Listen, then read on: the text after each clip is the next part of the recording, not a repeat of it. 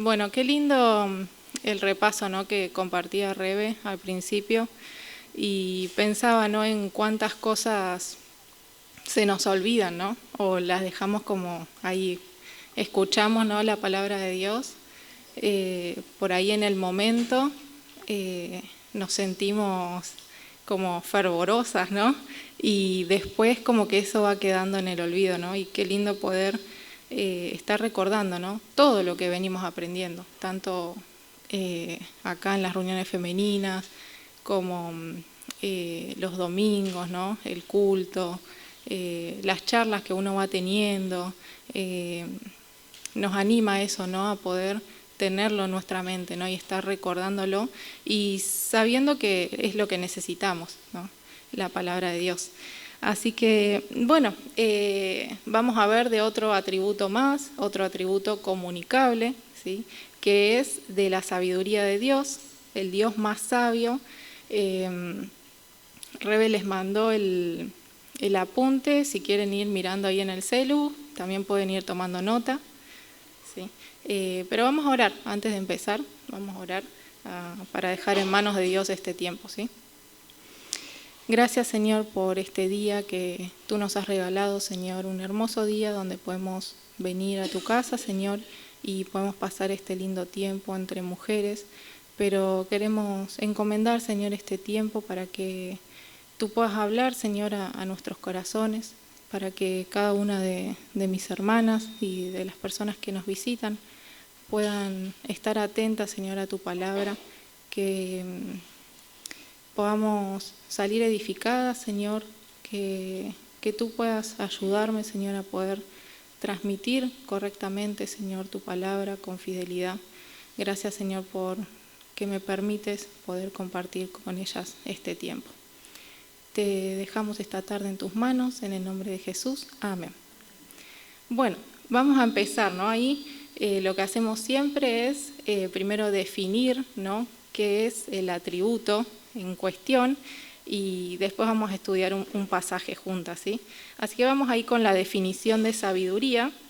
Y la sabiduría es aquella perfección de Dios por medio de la cual Él aplica su conocimiento a la obtención de sus fines, conforme a la manera que más lo glorifique. Hay que prestarle atención, ¿no?, para poder entenderlo un poquito, ¿no? Pero esto significa que Dios siempre escoge las mejores metas y los mejores medios para alcanzar esas metas. Y esta definición va más allá de la idea de que Dios sabe todas las cosas, ¿no?, porque sabemos que Él conoce todas las cosas, ¿no?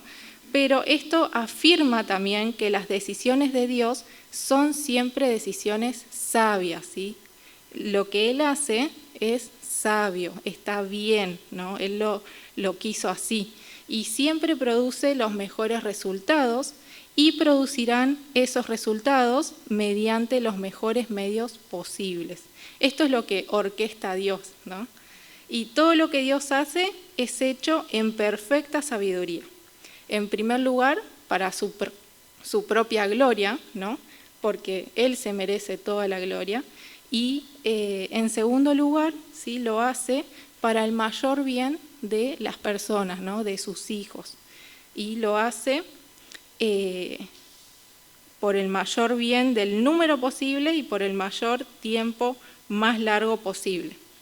Además, y acá vemos cómo cada atributo se conecta entre sí, ¿no? Dice que todos sus actos son tan puros como sabios, ¿no?, y tan buenos como sabios y puros, ¿no? No podemos separar lo que es Dios en parte, sino que cada atributo se ve conectado con otro atributo, ¿no?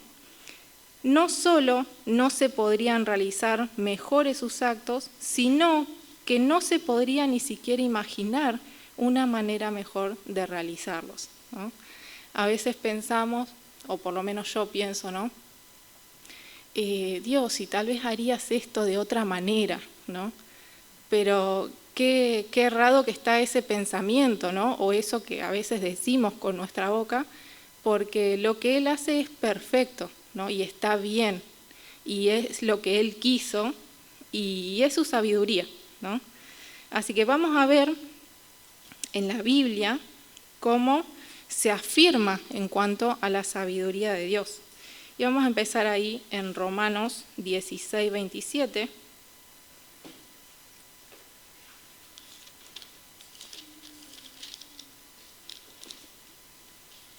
Dice, al único y sabio Dios, sea gloria mediante Jesucristo para siempre. Amén. Acá vemos, ¿no?, cómo se lo llama a Dios, que es el único y sabio, ¿no?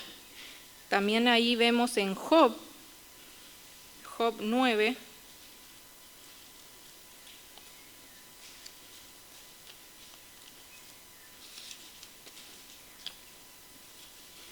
Job 9:4, dice, Él es sabio de corazón y poderoso en fuerzas. ¿Quién se endureció contra Él y le fue bien? Es sabio de corazón, ¿no?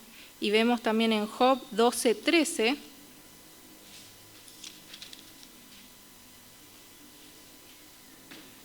con Dios está la sabiduría y el poder, suyo es el consejo y la inteligencia. Con Dios está la sabiduría y el poder, ¿no? Son versículos que nos muestran que Dios es sabio, ¿no?, que Él tiene la sabiduría. Podemos ver específicamente la sabiduría de Dios en la creación. Ahí el Salmo 104, versículo 24. El salmista exclama, ¿no? Dice, cuán innumerables son tus obras, oh Señor. Hiciste todas ellas con sabiduría. La tierra está llena de tus beneficios. También vemos la sabiduría de Dios en el plan de redención. 1 Corintios 1, 24 dice, mas para los llamados así judíos como griegos, Cristo poder de Dios y sabiduría de Dios.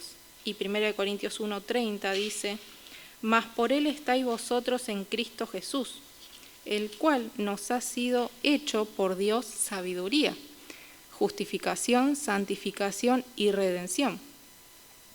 Vemos también que Dios da de su sabiduría, y lo encontramos ahí en Salmo 19, 7. Dice, el mandato del Señor es digno de confianza, da sabiduría al sencillo.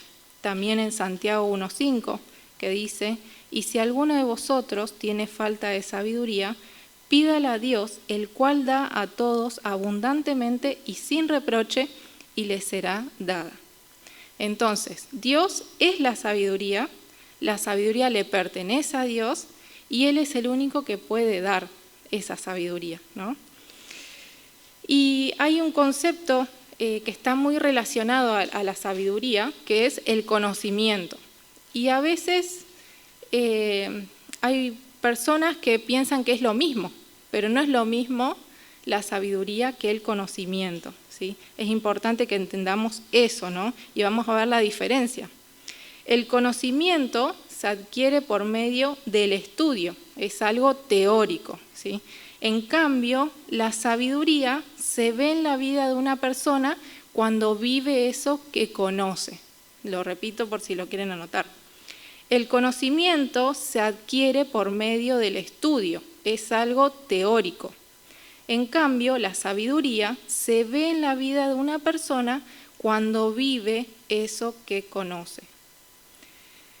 Y algo que tenemos que saber, ¿no?, y que recordar, que todos los atributos de Dios que son comunicables, ¿sí?, los atributos, por ejemplo, que estuvimos estudiando este año, no los vamos a poder reflejar en nuestras vidas por completo.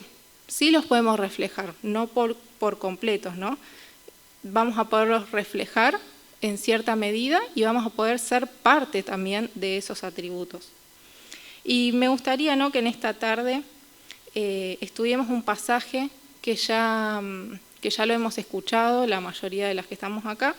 Está en Santiago, capítulo 3, versículos 13 al 18.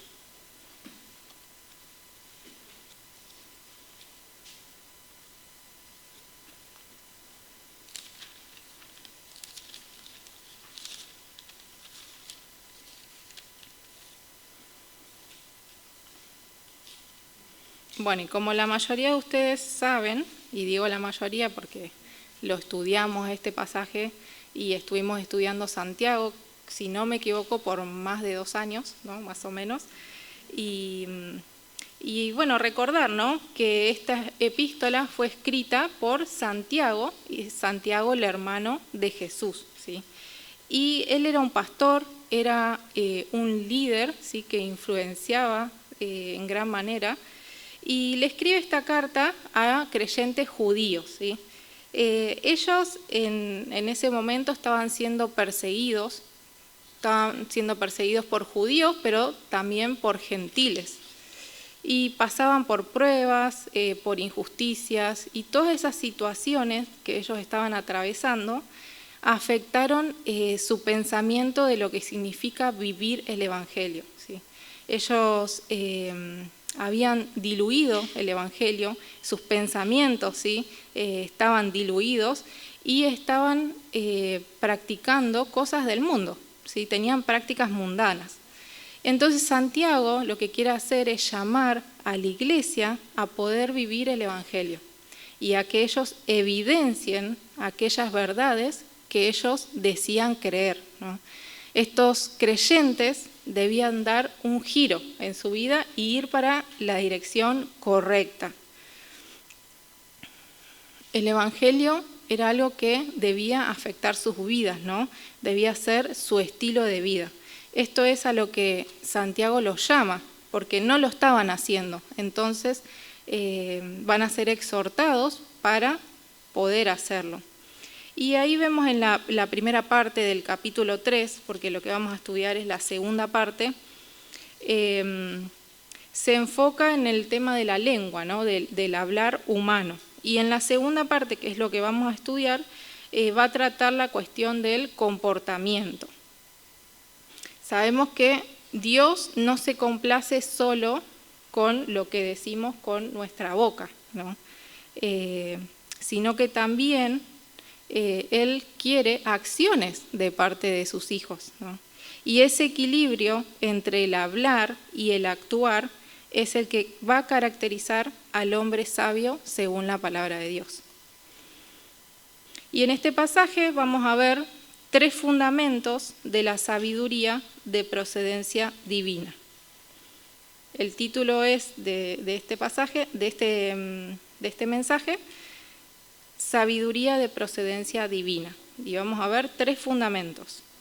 Vamos a leer ahí Santiago, capítulo 3, versículos 13 al 18. Dice: ¿Quién es sabio y entendido entre vosotros? Muestre por la buena conducta sus obras en sabia mansedumbre. Pero si tenéis celos amargos y contención en vuestro corazón, no os jactéis ni mintáis contra la verdad, porque esta sabiduría no es la que desciende de lo alto, sino terrenal, animal, diabólica. Porque donde hay celos y contención, allí hay perturbación y toda obra perversa. Pero la sabiduría, que es de lo alto, es primeramente pura, después pacífica, amable, benigna, llena de misericordia y de buenos frutos, sin incertidumbre ni hipocresía. Y el fruto de justicia se siembra en paz para aquellos que hacen la paz. Y bueno, vamos con el primer punto, que es la sabiduría de procedencia divina debe ser demostrada. Y lo vamos a encontrar en el versículo 13. Y ahí empieza, ¿no?, este párrafo con una pregunta. La pregunta es: ¿quién es sabio y entendido?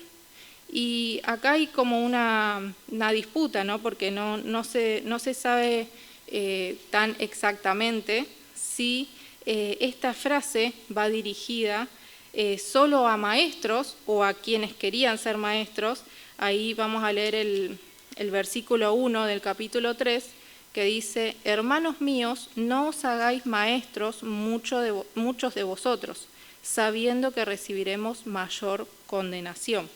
Entonces, está esa disputa, ¿no?, si es solo para los que eran maestros o querían hacerse maestros, o si era para todos los creyentes, ¿no? Algunos dicen que sí, que se aplica para todas las personas de las iglesias a quien Santiago estaba escribiendo, que eran verdaderos creyentes y otros que decían ser creyentes. Y esa pregunta es como que si estuviese diciendo, ¿en qué sentido son ustedes sabios? ¿Y en qué sentido son ustedes entendidos? Entonces esta respuesta iba a revelar no solo el carácter interior de estas personas, de estos creyentes o de estos que decían ser creyente, sino que iba a revelar también la condición espiritual de su alma. Y acá la palabra sabio se refiere a alguien inteligente o prudente, ¿sí? Pero habíamos aprendido que para los judíos esta palabra tenía un significado más profundo, ¿sí? Era una cuidadosa aplicación del conocimiento a la vida personal. Esta palabra se utiliza para referirse a un maestro práctico, a alguien con experiencia. Y entendido también da el concepto de un conocimiento especializado, de alguien hábil, como el de un experto o profesional. Entonces Santiago dice, ¿quiénes son aquellos que aplican el conocimiento y que son hábiles? Bueno, para averiguarlo, sigue diciendo el versículo, que muestre por la buena conducta sus obras en sabia mansedumbre. Y ese mostrar era algo que ellos tenían que exhibir, declarar, manifestar, ¿no? Tenían que mostrar, pero probándolo. Y esto es una orden, ¿no? Es un imperativo, no se trata de una opción, sino que el que es sabio y entendido, o sea, bueno, muéstrelo, ¿no? Y al igual que antes se enseñó que la fe debe mostrarse por las obras, así ahora la sabiduría y la habilidad deben hacerse visibles de la misma manera, ¿no? Y no se trata de acciones puntuales o de hechos esporádicos, no, yo una vez hice esto, o te quedas en el pasado, no, sino que es la forma cotidiana en que un creyente se desenvuelve tanto en la sociedad o como con la familia, en la iglesia o donde se encuentre, ¿no? Es como uno actúa. Y ahí cuando dice conducta, muestre por la buena conducta, la conducta se refiere a eso, ¿no? Al estilo de vida de una persona. Y esto incluye su conversación y su comportamiento de manera general, la manera en cómo una persona vive cotidianamente. Hay un proverbio secular que yo creo que todo el mundo lo conoce y que se usa normalmente, que dice, los hechos hablan más fuerte que las palabras. Y es verdad, ¿no? Coincidimos en eso, ¿no? Que eso es cierto, ¿no? ¿Y cuáles son estas obras de las que habla Santiago? Son las que se hacen en humildad, controladas por el Espíritu. Los creyentes deben mostrar sabiduría y habilidad, o sea, ser sabios y entendidos con una actitud de mansedumbre. En sabia mansedumbre, dice. Y la mansedumbre es la disposición a aceptar sin reservas lo que Dios establece y asumir su voluntad sin condiciones. Mansa es la persona que cuando recibe una injuria o una injusticia no devuelve con mal ni con una venganza, sino que encomienda su causa al Señor y que Dios se ocupe, ¿no? Y espera en el Señor. Tenemos el ejemplo supremo de mansedumbre. ¿Quién es? Cristo, ¿no? Él tenía un carácter manso y esa es la mejor evidencia, ¿no? de un creyente y de estar en comunión con Cristo. Dice acá, ¿no?, una definición, que la mansedumbre es la evidencia externa de la humildad. Si una persona es humilde de corazón, eso se va a evidenciar externamente por la mansedumbre. Y esto no es que sale de la nada, sino que es producida por el Espíritu Santo, ¿no? Es producido por ende por Dios. Y este término de la mansedumbre se usa repetidas veces, ¿no?, en el Nuevo Testamento. Jesús la usa refiriéndose a sí mismo en Mateo 11:29, que dice, soy manso y humilde.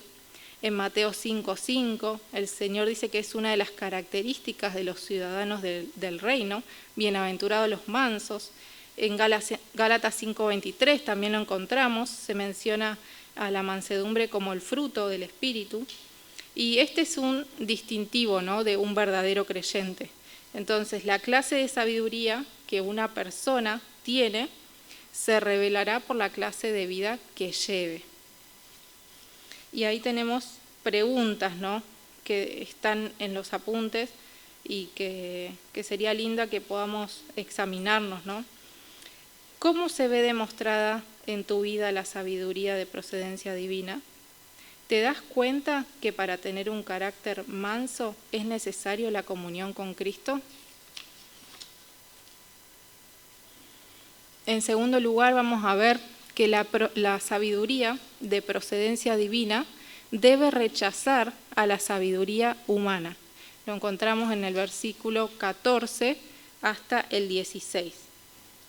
Y el versículo 14 empieza con un pero si tenéis celos amargos, dice. Pero acá es un contraste, ¿sí?, con la buena conducta. En el primer versículo era mostrar la buena conducta, ¿no? Y acá dice pero, lo está contrastando. Esa palabra celos quiere decir un deseo, una solicitud, pero en el sentido de envidia, ¿no? Y la envidia es querer lo que el otro tiene. La envidia es algo malo, ¿no? Es algo que destruye la confianza, destruye la unidad, ¿no?, destruye las relaciones y es una ambición egoísta. Lo que hace la envidia es llevarnos a tener una mala conducta. Esta ambición dice que es como una fuerza que busca promover el bienestar propio y elimina el amor a Dios y al prójimo, a los demás. Y Santiago define a los celos como amargos. Quiere decir algo áspero, punzante, el peor tipo de celos, con filo, cortante y destructivo, que no se preocupa por los sentimientos ni el bienestar de los que son su objeto de envidia. Pero si tenéis celos amargos.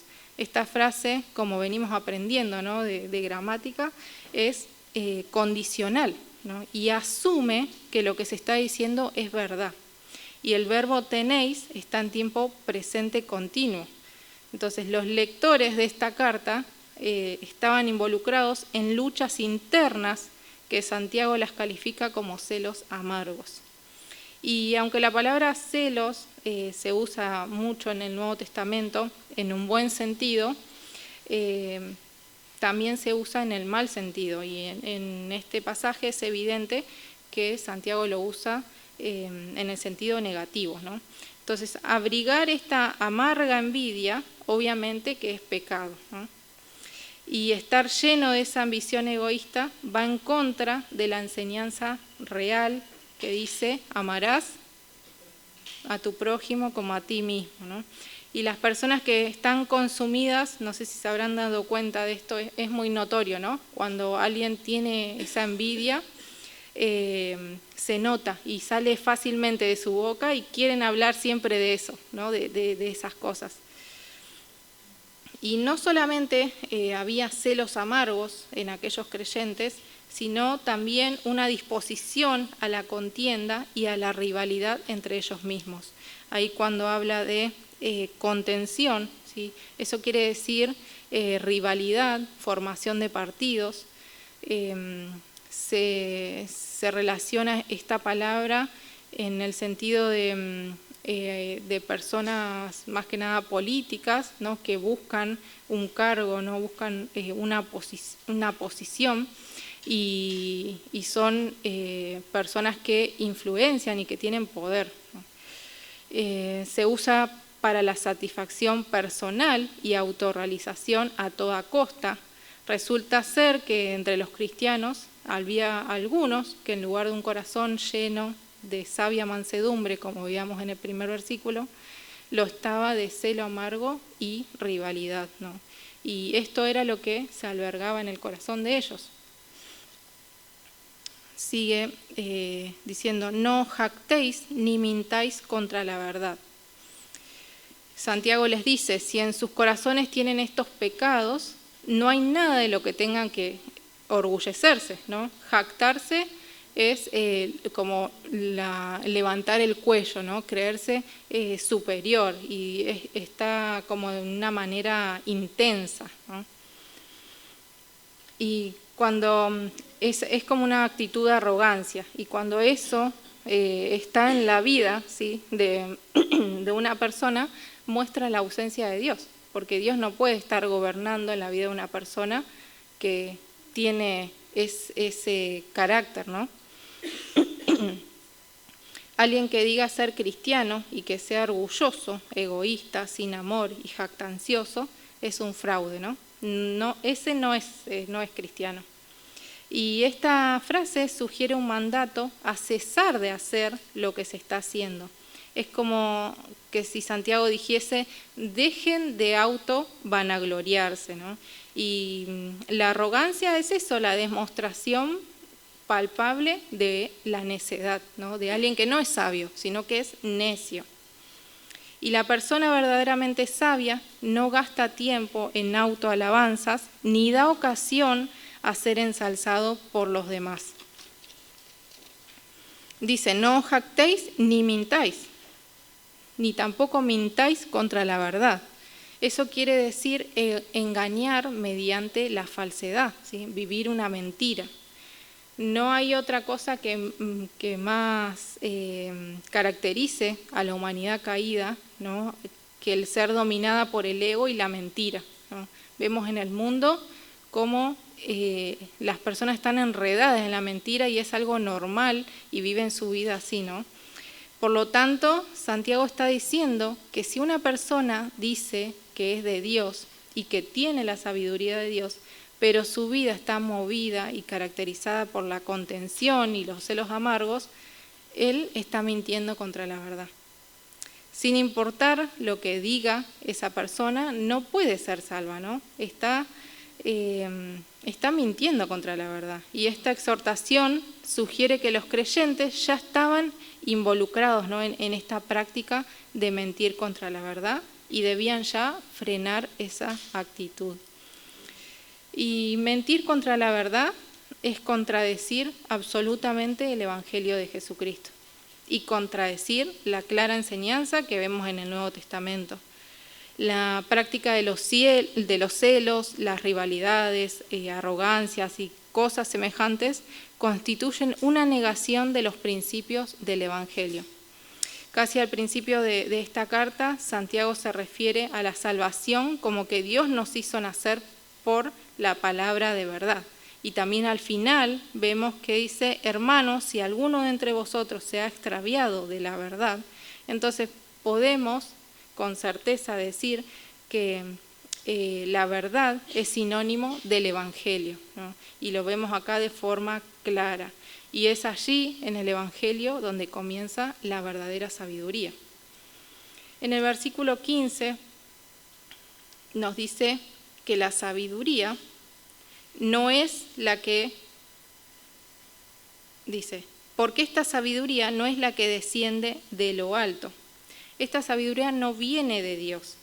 Esa sabiduría que los llevó a tener celos, a tener contención, jactancia y en consecuencia mentir contra la verdad, esa no es la que desciende de lo alto, esa no es la que viene de Dios. Y a este tipo de sabiduría se la describe de tres maneras: terrenal, animal y diabólica. Y vamos a ver rápidamente cómo se caracteriza cada una de ellas. En primer lugar está terrenal, que quiere decir que es del sistema mundano, que está sobre la tierra. Y el sistema mundano es un sistema limitado. Se engendra en las sociedades cuyos lemas son hacé tus propias cosas, viví tu vida, hacelo a tu manera, busca lo que a vos más te interese. Entonces se enfoca en el yo, ¿no? Y esta sabiduría humana es terrenal porque nace y procede de este mundo. Está limitada al mundo material de tiempo y espacio. También está limitada a cosas que los hombres pueden descubrir o conocer por sí solos, ¿no? Al conocimiento vano, ¿no? Y esta sabiduría no tiene lugar para Dios, ni para las cosas de Dios. No tiene lugar para la verdad y tampoco para lo espiritual. Se trata de una sabiduría que solo es apta para actividades terrenales o propias de este mundo. También está la sabiduría animal, que quiere decir algo salvaje o sin control. Está muy relacionado a los deseos corrompidos de la mente. La naturaleza animal es aquella que se alcanza por los sentidos, es sensual, es carnal, se vincula solo con el hombre caído, que está totalmente corrupto por la caída y separado de Dios. Se origina en el hombre natural, como dice en 1 Corintios 2:4, que no percibe las cosas que son del Espíritu de Dios, porque para él son locura y no las puede entender. Todos los sentimientos, los deseos, los apetitos, las conductas o los impulsos tienen como base una forma humanista de ver al mundo y al hombre. Esta sabiduría no solo alimenta la carne, sino que también está enloquecida, y eso lo dice en 1 Corintios 1:20. Y lo que Santiago quiso decir fue que tal sabiduría pertenece a lo natural, al conocimiento que se obtiene por medio de los sentidos y que no requiere un discernimiento espiritual. Y por último, la tercera característica es diabólica. Y esto quiere decir que viene de los planes de Satanás, es demoníaca, ¿no? Su raíz está en Satanás mismo y él obra a través de sus ángeles caídos, los demonios. Y podemos ver a lo largo de la Biblia y también en la vida, ¿no? Cómo Satanás siempre ha prometido sabiduría a los que él tienta, y así asegurarse de que duden de la palabra de Dios y que acepten su propia sabiduría. Y esa fue la esencia de la tentación a Eva, ¿no? En el huerto del Edén. Satanás vino muy astutamente y empezó a contradecir lo que Dios le había dicho a Adán. Y Satanás le dijo, ¿no?, a Eva: ¿sabe Dios que el día que comáis de él serán abiertos vuestros ojos y seréis como Dios, sabiendo el bien y el mal? Eso es Génesis 3:5. En otras palabras, es como que le dijo que si ella hacía lo que Dios había prohibido, no solo no iba a morir, sino que iba a llegar a ser como Dios. Y ahí nace la mentira de que el ser humano puede ser su propio Dios, ¿no? Y apelando a la naturaleza caída de los hombres y a la tendencia pecaminosa al egoísmo jactancioso, esa sabiduría los engaña para hacerles creer las mentiras de Satanás y no la verdad de Dios. Los que creen que es su propia sabiduría están engañados, porque en realidad es la del diablo, ¿no? No es de ellos. Y ahí Santiago sigue explicando en el versículo 16, y da los resultados o los frutos de esta sabiduría que no viene de lo alto. Dice: porque donde hay celos y contención, allí hay perturbación y toda obra perversa. Reitera lo que ya habló antes, ¿no?, que era en cuanto a los celos y a la contención. Esto iba a provocar tarde o temprano resultados, que iba a ser perturbación y toda obra perversa. Y esa palabra perturbación se refiere a desorden, confusión. Tiene el sentido de algo inestable.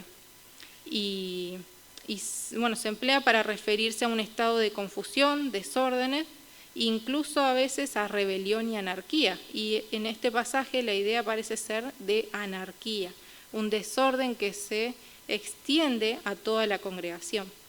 Y esto ocurre cuando los creyentes, en lugar de usar sus dones espirituales para la mutua edificación, se dedican a envidiarse el uno al otro y a sembrar discordia, ¿no?, en la iglesia. El resultado es la confusión. Lo que provoca esta sabiduría humana también es toda obra perversa. Y cuando habla de obra perversa, quiere decir todo asunto malo, cosas viles y despreciables.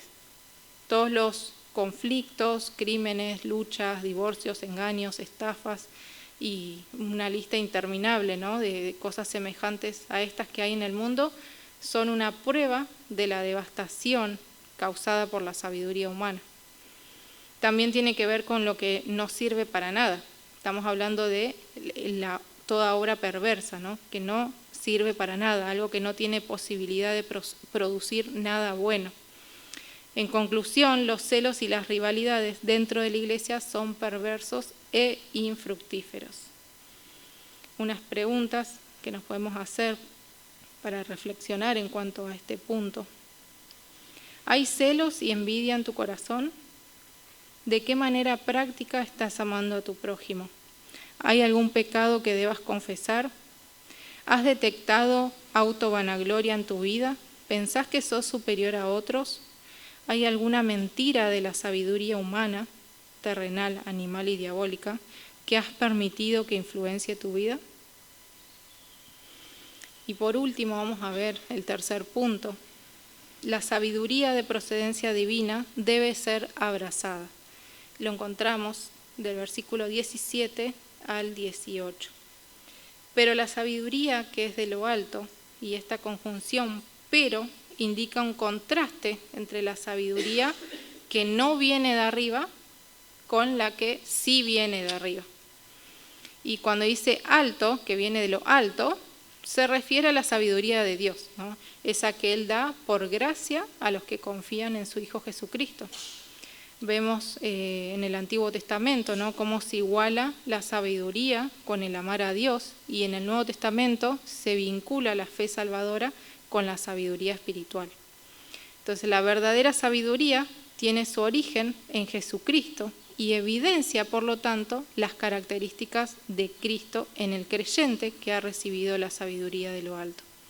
El creyente va a evidenciar esta sabiduría ante todo aquel que entra en contacto con él, sea creyente o no creyente. Un creyente verdadero va a demostrar, ¿sí?, y va a hacerlo de forma práctica hacia otras personas, ¿no?, sean creyentes o no, va a demostrar esta sabiduría. Nos da una lista, ¿no?, de cómo es esta sabiduría. Dice que primeramente es pura. Y pura quiere decir libre de contaminación. La sabiduría pura es sabiduría santa. Al venir de lo alto, es decir, de Dios, no puede ser de otra manera, ¿no?, porque Dios es santo. Esta sabiduría es contraria al animal porque está libre de toda pasión humana, está libre de error y de todo pecado. Esta sabiduría no puede estar presente en un alma no regenerada que sirve al pecado porque procede de Dios. La sabiduría que encuentra su origen en Dios es pura porque Dios mismo es puro, es decir, es santo. Por consiguiente, la palabra pura es sinónimo de santa. También nos dice que es pacífica, y eso quiere decir apacible, hacer la paz. La verdadera sabiduría no va a ocasionar conflictos por su egoísmo, sino que produce paz por su humildad. Este aspecto determina la actitud del creyente. El don de la sabiduría celestial se aprecia en un temperamento controlado por la paz. Queremos ver si alguien es sabio, si tiene sabiduría, veamos cómo tiene ese control en paz, ¿no?, hacia los demás. No solo el creyente sabio es amante de la paz, sino que es portador de la paz. Paz en el sentido bíblico tiene que ver con una correcta relación con Dios y se da primeramente por haber sido reconciliado con Dios y también se va a ver evidenciado en cómo trata a los demás. Y lo que intenta es hacer todo lo posible para estar en paz con todos. Los que tienen esta sabiduría de Dios, ¿no?, de lo alto, no son conflictivos. no son como aquellos maestros con sabiduría terrenal de los que se habla en los primeros versículos del capítulo 3, que ellos buscaban agradarse a ellos mismos, sino que los que tienen la sabiduría de Dios renuncian a sus derechos con tal de mantener la paz. La paz de Dios se ha hecho vida en ellos.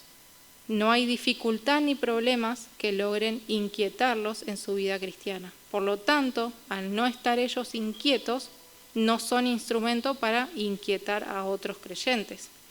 El creyente que ama la paz va a procurar siempre la unidad. Después describe como amable, y eso quiere decir moderado, justo, paciente, gentil, decoroso, cortés y considerado. Una persona que es amable es humildemente paciente, ¿no? Se somete al deshonor y al abuso. Pero me decís, ¿pero cómo voy a hacer eso? Un hijo de Dios va a hacer eso, ¿no? Se somete a maltratos, a persecución. Y la Biblia dice, bienaventurados los que padecen persecución por causa de la justicia, porque de ellos es el reino de los cielos. Bienaventurados sois cuando por mi causa os vituperen y os persigan y digan toda clase de mal contra vosotros, mintiendo. Gozaos y alegraos, porque vuestro galardón es grande en los cielos, porque así persiguieron a los profetas que fueron antes de vosotros.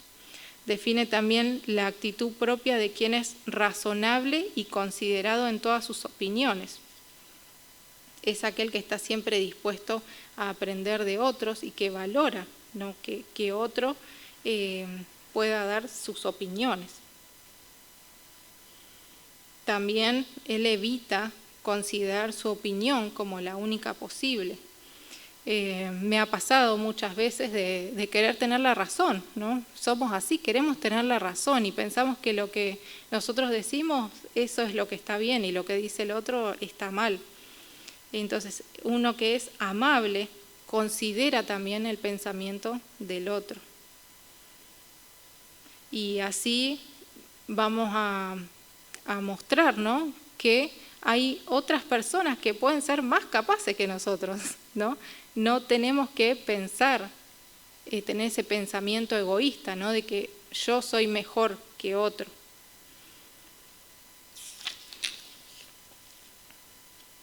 También el que es amable evita colocarse en primer lugar y siempre considera que otros son mejores, que es lo que veníamos diciendo, ¿no?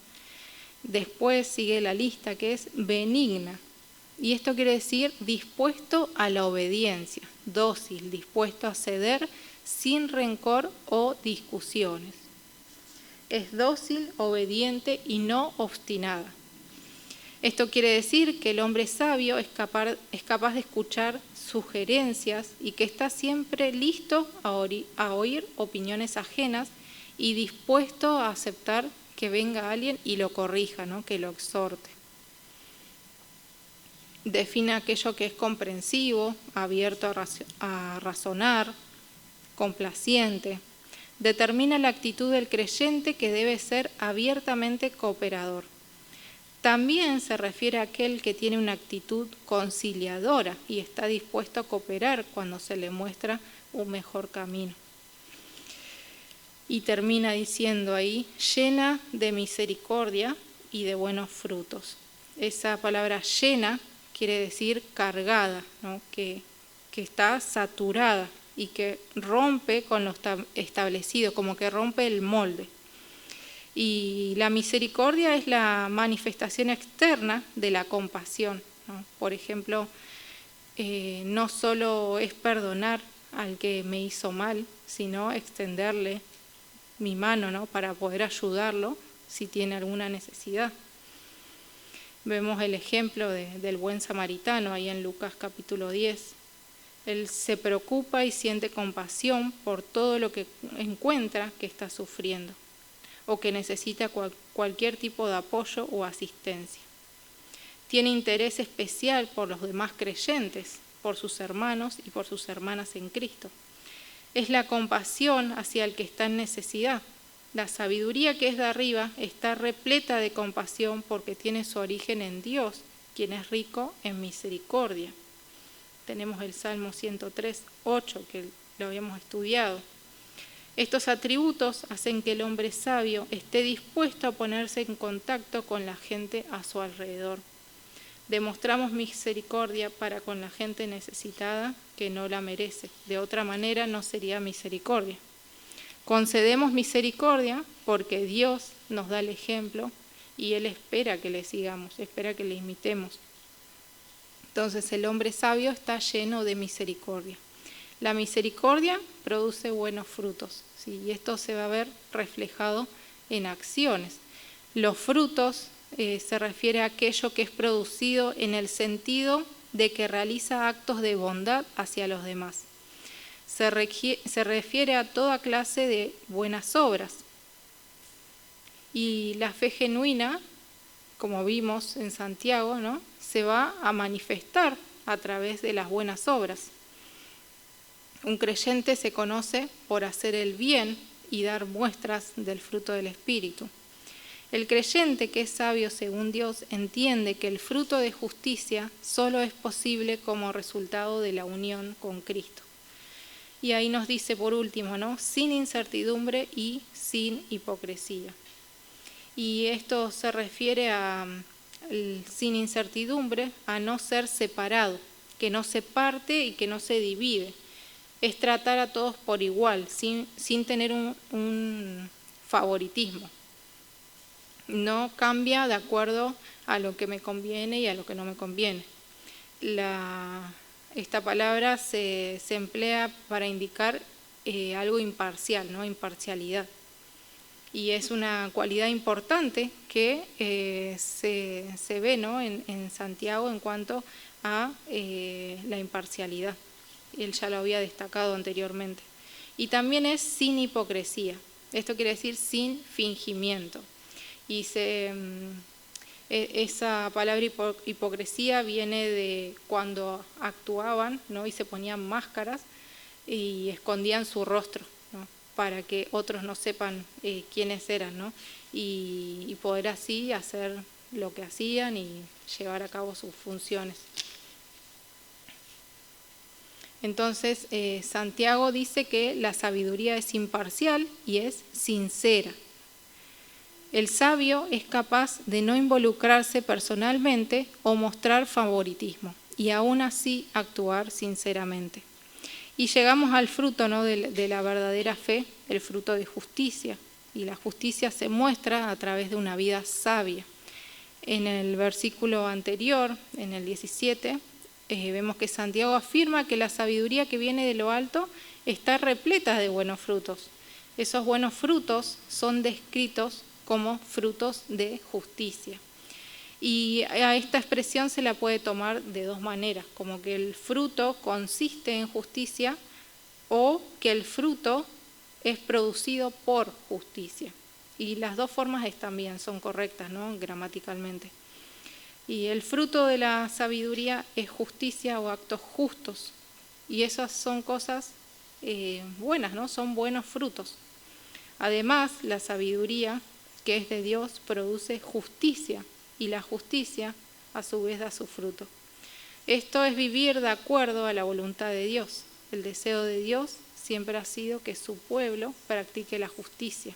Vamos a buscar ahí Miqueas 6:8.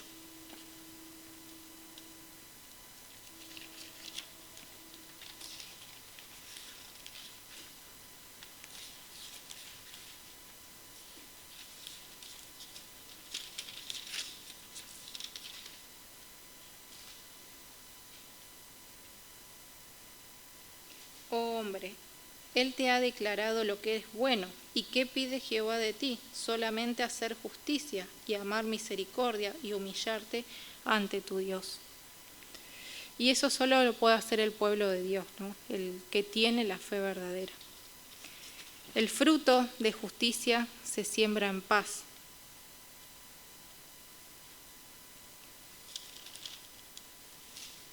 Para aquellos que hacen la paz. Y cuando habla ahí que se siembra, está hablando de sembrar el fruto, ¿no? Todo lo que el hombre sembrare, eso segará, ¿no? Lo dice Gálatas capítulo 6, versículo 7. De modo que si alguien recoge justicia, es porque sembró justicia. Ese fruto de justicia, sin embargo, no puede sembrarse donde hay celos, donde hay divisiones, donde hay rivalidades, hipocresía, anarquía, sino donde hay paz, ¿no? El fruto de justicia se siembra en paz, y esa paz es caracterizada, ¿no?, por una persona obviamente de paz, ¿no? Y la ausencia de paz es el resultado de la ausencia de justicia, y así viceversa. Si hay paz, va a haber justicia. Y tenemos ahí en Isaías 32:17, ¿no?, que no tenemos que olvidarnos que Cristo es el Rey de justicia y el Príncipe de paz. Justicia y paz serán las dos principales características de su reino. Y los que seremos o serán ciudadanos de su reino, tanto ahora como en el futuro, deben practicar esas características. Para aquellos que hacen la paz, los que hacen la paz son los pacificadores. Ahí en Mateo 5:9 habla de los pacificadores. Y quienes son pacificadores están poniendo de manifiesto que son verdaderos hijos de Dios. Dios reconoce a todos los que creen en Cristo como sus hijos. Pero a los que Dios reconoce como sus hijos, el mundo también debe conocerlos, ¿no? Y debe conocernos el mundo por nuestra conducta, no por una conducta pacificadora. Preguntas. ¿Estás segura de que tenés la sabiduría de lo alto? ¿Sos capaz de renunciar a tus derechos con tal de mantener la paz o te gusta generar conflictos? ¿Sos considerada y paciente con los demás? ¿Estás dispuesta a escuchar sugerencias y exhortaciones? ¿Te caracterizás por una conducta pacificadora? Y en resumen, ¿no?, Santiago establece esta diferencia, ¿no?, entre la sabiduría que procede de Dios y la que no procede de Dios, y la que sí procede de Dios y que tiene su origen en Dios. Y la diferencia es muy notoria, ¿no?, entre una y la otra, y nadie debería tener duda de cuál de estas dos sabidurías es la que lo caracteriza, ¿no?, que caracteriza su vida.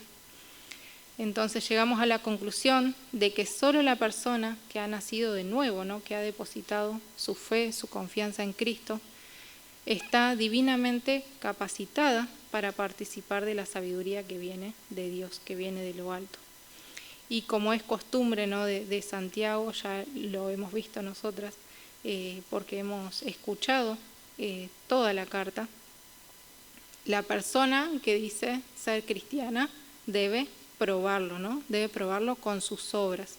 Y eso se tiene que ver en su vida diaria. Y si cree verdaderamente, tendrá la sabiduría de Dios, y esa sabiduría se va a manifestar de dos maneras: en una vida recta y abnegada. Como cristianos estamos llamados a sembrar, ¿no?, en un ambiente de paz, no en un momento, sino durante toda nuestra vida, sabiendo que es el obrar sabio de Dios que produce buenos frutos, ¿no? Así que bueno, que Dios bendiga su palabra. Espero que podamos compartir, ¿no?, y que no salgamos con esto que por ahí nos moviliza en este momento, sino que pueda ser algo, como decía al principio, ¿no?, que pueda estar en nuestra mente, que podamos recordarlo y que Dios pueda obrar, ¿no?, en nuestras vidas.